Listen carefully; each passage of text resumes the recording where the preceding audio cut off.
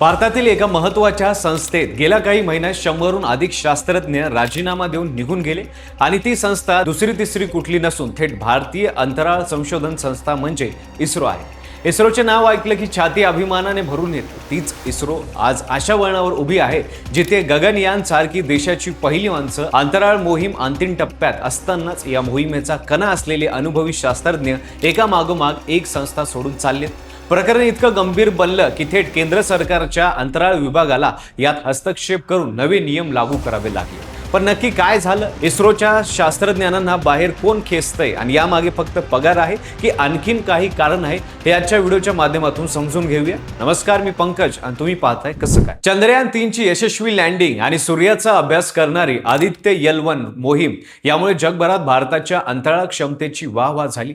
आता त्याच इस्रो समोर गगनयान या पहिल्या स्पेस फ्लाइट प्रोग्रामची अंतिम तयारी आहे। सोबतच चंद्रयान 4 आणि 5 सारख्या पुढच्या मोहिमांचं नियोजन सुरू आहे।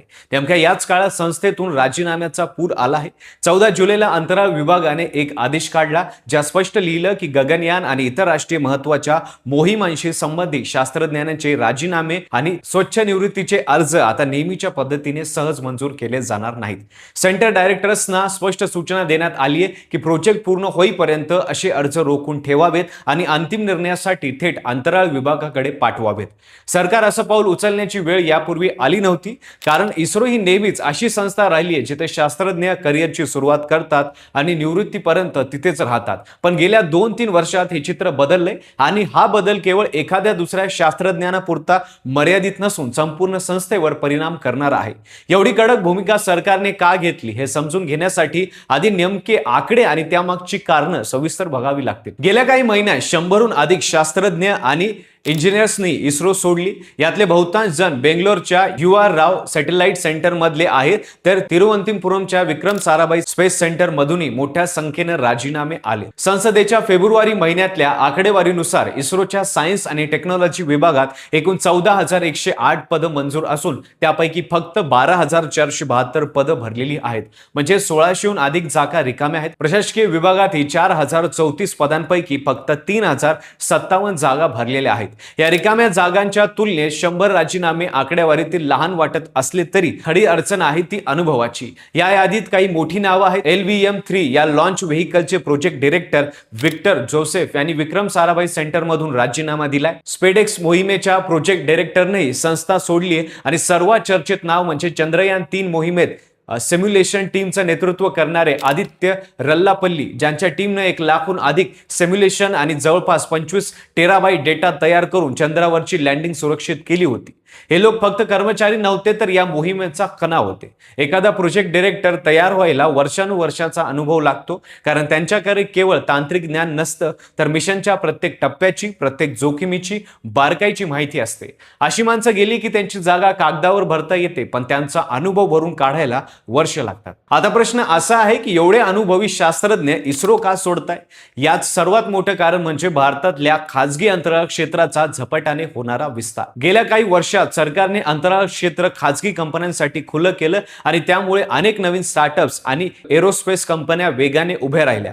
या कंपन्यांना इस्रो सारख्या अनुभवी दुसरीकडे कुठे मिळणार नाही, त्यामुळे त्या थेट इस्रोच्या शास्त्रज्ञांनाच टार्गेट करतात। एखाद्या इंजिनियर जो इस्रोमध्ये 10 वर्ष लॉन्च व्हेइकलवर काम करून आलेला आहे, त्याला घ्यायचं म्हणजे त्या स्टार्टअपला वर्षानुवर्षाचं ट्रेनिंग वाचवता येतं। त्यामुळे या कंपन्या असे अनुभवी लोक मिळवण्यासाठी मोठी किंमत मोजायला तयार असतात।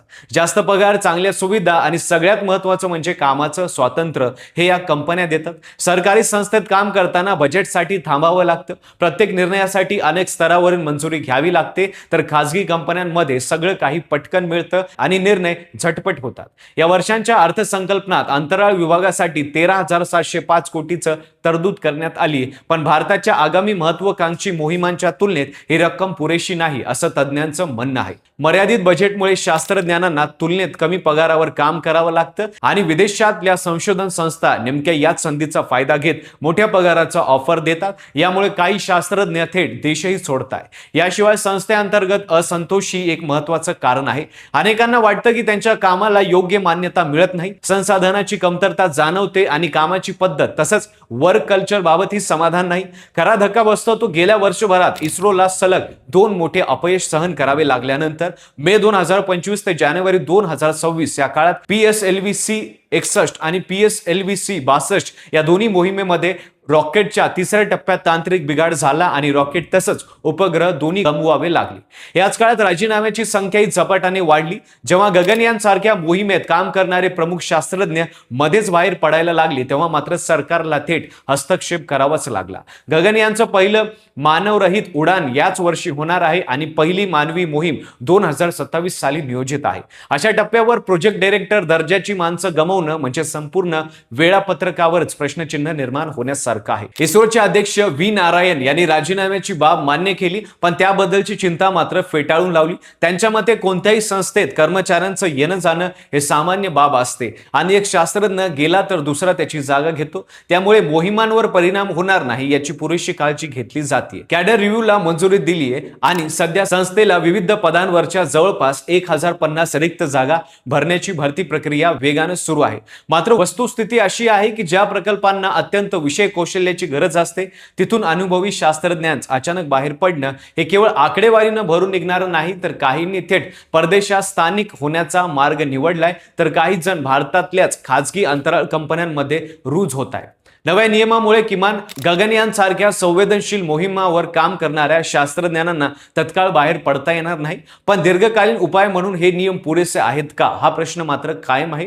कारण जोपर्यंत मूळ कारण म्हणजे मर्यादित बजेट आणि खाजगी क्षेत्राची आकर्षक ऑफर कायम आहेत तोपर्यंत केवळ प्रशासकीय बंधन शास्त्रज्ञांना थांबवू शकतील का याबद्दल माध्यमांमध्ये शंका आहे. 1969 साली डॉक्टर विक्रम साराभाई यांच्या मेहनतीतून उभी राहिलेली इस्रो ही संस्था सायकलवरून रॉकेटचे भाग वाहून नेण्यापासून ते चंद्रयान या उतरवण्यापर्यंतचा प्रवास केवळ बजेटच्या जोरावर नाही इथल्या शास्त्रज्ञानाच्या जिद्दीवर आणि मेहनतीवर उभे राहिली आहे. पण आजच्या घडीला जर हेच टॅलेंट आर्थिक मर्यादा कामाचा ताण किंवा प्रशासकीय अडथळ्यांमुळे संस्था सोडत असेल तर ती इस्रोपुरती नाही तर संपूर्ण देशासाठी धोक्याची घंटा आहे. आपल्या शास्त्रज्ञांना जो स्वातंत्र्य आदर आणि योग्य मोबदला परदेशात किंवा खासगी कंपन्यांमध्ये मिळतोय तो जर भारतातही मिळाला तर कदाचित एकही शास्त्रज्ञ देश सोडून जाणार नाही. आज इस्रोने प्रशासकीय आदेश काढून तात्पुरता वेग रोखलाय खरा पण एखाद्या शास्त्रज्ञानाला जबरदस्तीने थांबवणं आणि त्याला मनापासून थांबवं वाटणं यात मोठा फरक आहे. तुम्हाला या प्रकरणाबद्दल काय वाटतं ते कमेंटमध्ये नक्की सांगा. व्हिडिओ आवडला असेल तर लाईक करा. चॅनलवर नवीन असाल तर चॅनलला सबस्क्राईब करायला विसरू नका आणि पाहत राहा फक्त कसं काय.